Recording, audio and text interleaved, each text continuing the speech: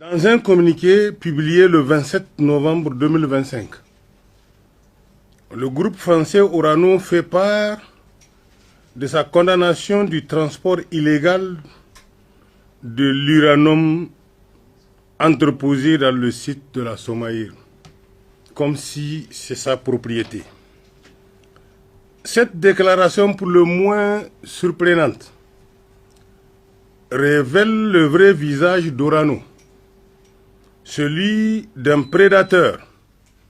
ayant perdu sa proie et qui continue de considérer, tout puissant qu'il se prétend,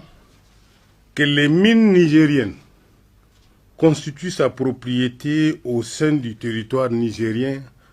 allant jusqu'à dénier toute intelligence au cadre nigérien pour exécuter dans les règles de l'art les actes de conditionnement, de protection et de transport de ces produits stratégiques.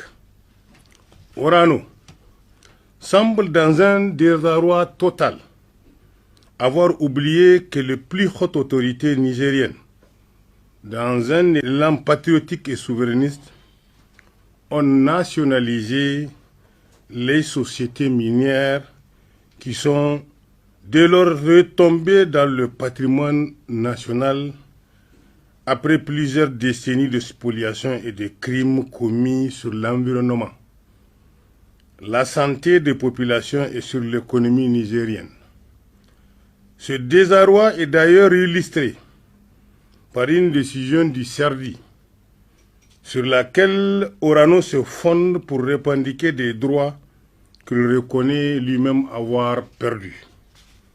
Dans sa condescendance et tout en persistant dans ses revendications, Orano s'arroge le droit de poser des actes attentatoires à la souveraineté et à l'intégrité de notre pays, comme en témoigne la découverte à Madewela, département d'Arlit, d'environ 400 tonneaux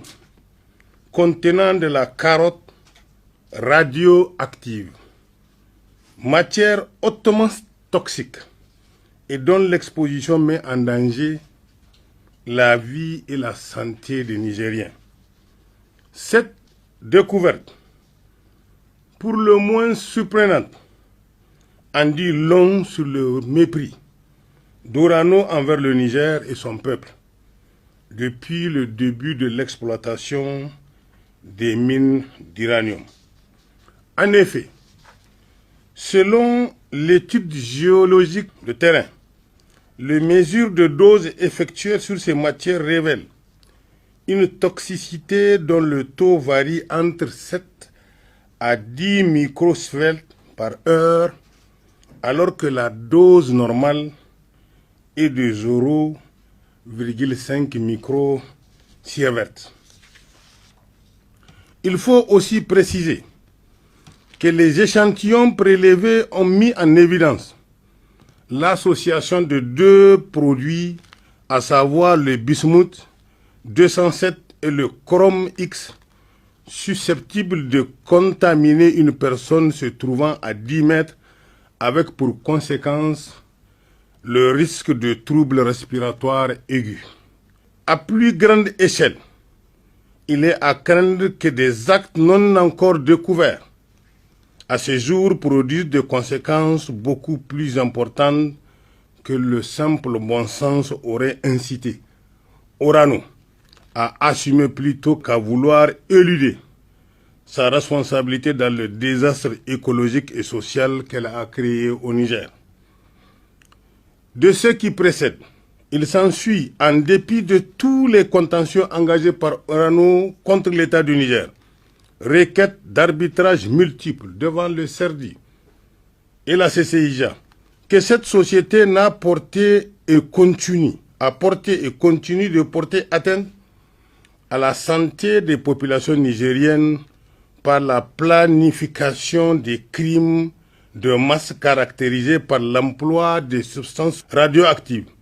de mise en danger de la vie d'autrui et de dégradation de l'environnement, se refusant même d'obtempérer à des décisions de justice rendues par nos tribunaux qui lui enjoignait de procéder à l'enlèvement, sinon au traitement de plusieurs millions de tonnes de déchets radioactifs laissés à l'air libre, avec toutes les conséquences que le monde de la science connaît et que nos communautés vivent horriblement encore. Tous ces faits constituent des crimes et des délits prévus par la loi cadre relative à l'environnement et aux dispositions du code pénal. D'ores et déjà, face à ces actions de sape, l'État du Niger a pris toutes les dispositions pour poursuivre Orano et obtenir réparation de tous les préjudices subis par nos populations, par notre environnement, après avoir évalué avec les acteurs nationaux l'ampleur sur le plan environnemental et social, sanitaire, éducatif et pastoral, qui seront mis à contribution pour le documenter de façon pertinente. Cette découverte, aussi surprenante soit-elle, prouve à suffisance la méprise et la situation de vassalité dans laquelle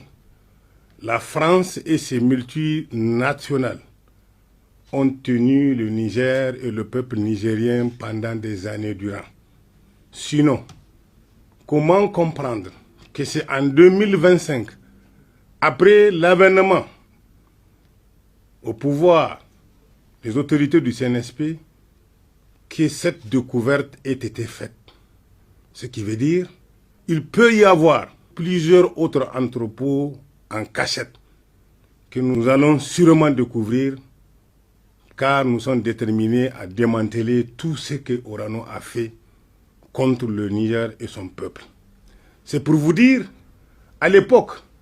personne ne peut avoir accès à des zones de limite